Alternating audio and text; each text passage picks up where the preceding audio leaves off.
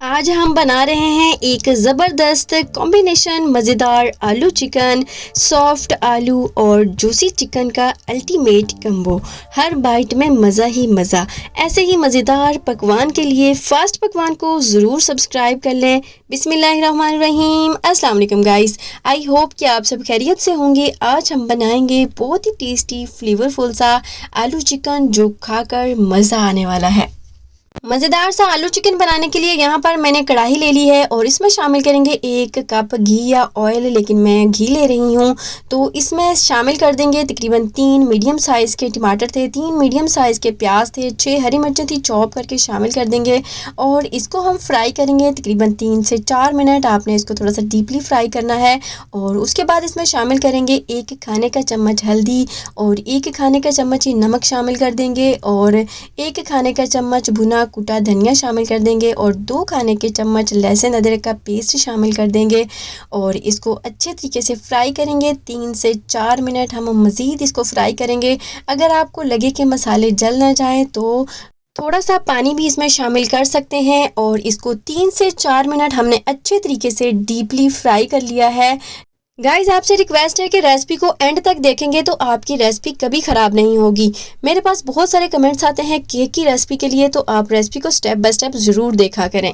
مسالے کو 3 سے 4 منٹ بھوننے کے بعد ہم اس میں شامل کریں گے 1.5 کلو چکن، جس کو میں نے سرکے اور پانی سے اچھے طریقے سے دھو لیا ہے، جس سے اس کی اسمیل بھی ریموو ہو جاتی ہے اور ہمارا چکن بالکل کلین صاف ستھرا ہو جاتا ہے۔ اس کو ہلکا سا مکس کریں گے اور ساتھ ہی شامل کریں گے 2 کھانے کے چمچ کڑاہی مسالہ۔ اسی سٹیج پر آپ نے کڑاہی مسالہ شامل کر دینا ہے تاکہ چکن کے اندر تک کڑاہی مسالے کا فلیور جا سکے۔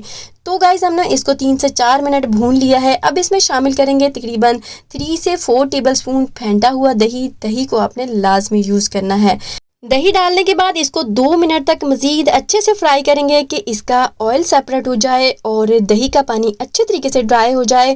تو یہاں پر ہمارا چکن 80% ڈن ہو چکا ہے، تو بس ہم نے اس کو 80% ڈن کرنا ہے اور بہت اچھے طریقے سے ہم نے اس کو فرائی کر لیا ہے۔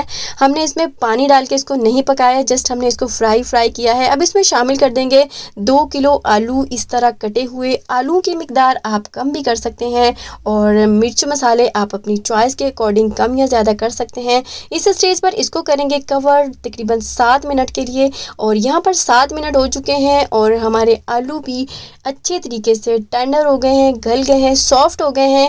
تو اس کو اچھے طریقے سے کریں گے مکس۔ اس سٹیج پر ہم اس میں شامل کریں گے ہری مرچیں 6 سے 7 عدد۔ اگر آپ چاہیں تو کٹ لگا کے شامل کر سکتے ہیں، نہیں تو ایسے بھی شامل کر سکتے ہیں۔ 1 منٹ اس کو دم پہ رکھیں گے۔ 1 منٹ کے دم کے بعد ہم اس میں شامل کریں گے 1 ٹی اسپون بھنا کوٹا زیرہ، جس سے اس کا ذائقہ بہت زیادہ انہینس ہو جائے گا اور اس کو اچھے طریقے سے کریں گے مکس اور اس کو کرتے ہیں ڈش آؤٹ۔ تو چلتے ہیں فائنل لک کی طرف۔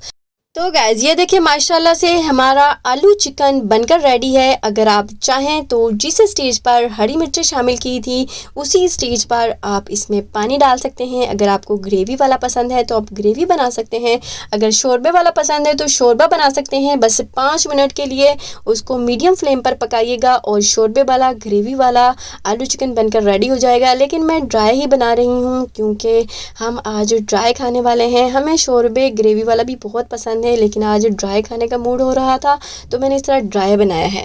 تو گائز فٹافٹ بتا دیں آپ کہاں سے میری ویڈیو کو واچ کر۔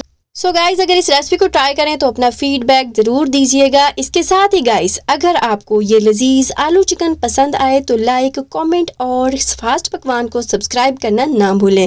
ملتے ہیں اگلی مزیدار ریسپی میں، تب تک کے لیے اللہ حافظ اور خوش رہیں، آباد رہیں، اپنی دعاؤں میں یاد رکھیے گا۔